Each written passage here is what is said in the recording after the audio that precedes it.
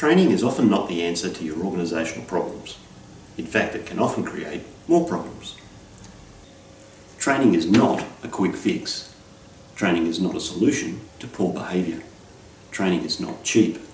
Training is not easy. And training is not the simplest path to success. In summary, training is often conducted on the wrong people at the wrong time, for the wrong reasons, with the wrong program and the wrong trainer. An awesome recipe for trash training. A great way to waste money, and worse, demotivate and alienate your employees. Good training is not complex, but it does require effort and intelligent thought. These appear to be counterproductive statements from a person who makes a large part of living from training, but honestly, I'd rather not deliver a training program that has a limited chance of success. It's painful to deliver, and it doesn't do my reputation any good. Unfortunately, even when advised not to go with training because it will not work, many organisations just want a training program delivered quick, fast and cheap. Don't get me wrong, training can be very successful, but only if a number of critical factors are adhered to. Do you remember the fire triangle? It is used to explain how to put out a fire. Take away one of the three aspects and you don't have a fire anymore: oxygen, heat or fuel. Training can be examined using a similar three-factor approach. If you take one aspect away, you will not have effective training. The three factors are people, program and professional trainer. The 3 Ps. Let's examine the people first. This is where a T&A or training needs analysis is critical. If you're not sure what this is, watch some of my other videos on T&A.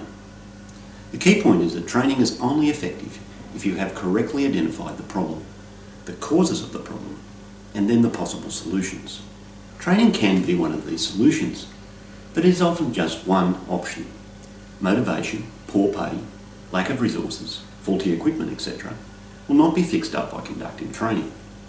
My experience over 25 years is that the problem is often not clearly understood and the range of options are not identified and evaluated.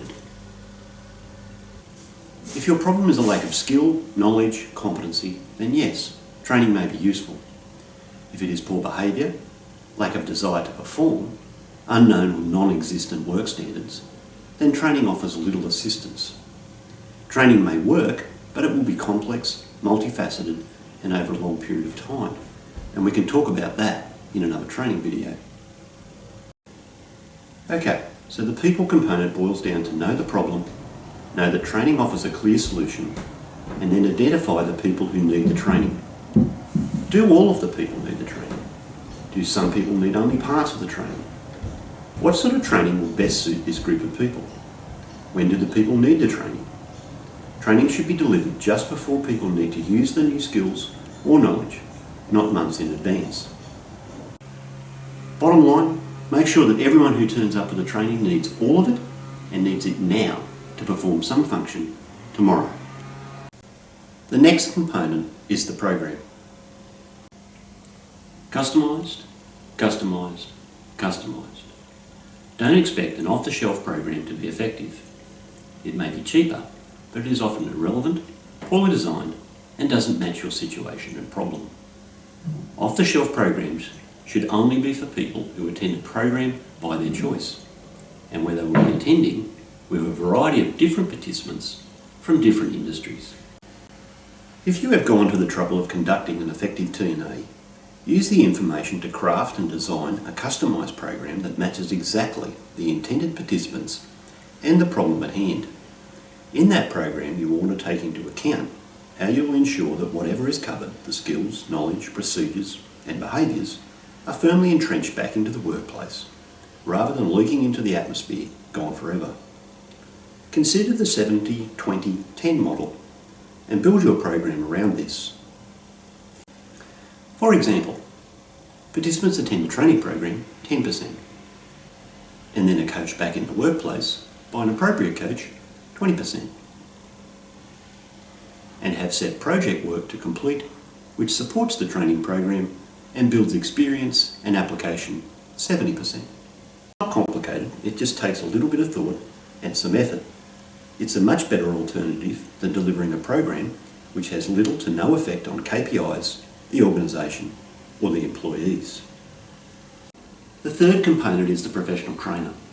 Bare minimum, a qualified trainer in both training and the field they're training in. Bare minimum.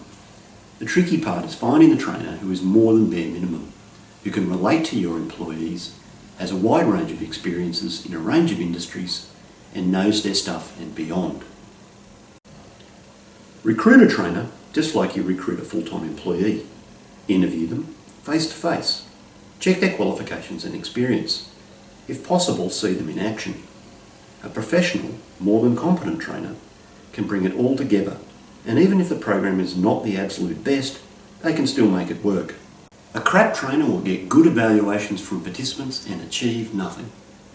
Pay what you can afford, but to be honest, arguing over a few $100s a day when this person is the one person who can make a radical change to how your organisation operates, especially when the sandwiches at lunch cost more, is idiotic. Just remember, a good training program for the right people with a professional trainer can save you millions. Put that into perspective when you start arguing about hourly rates. So there you have it, the three key components: people, program, professional trainer. Has your past training got a tick in each of these components, or did you skimp on one of them? Don't make the same mistakes with your future training. In just about every other part of the organisation, due diligence must be conducted before a change or any reasonable expenditure is to be carried out. For some unknown reason, this often doesn't happen in training. Just remember these three components. Put in a bit of extra effort before you even think about a training program, and you'll get back a far better result.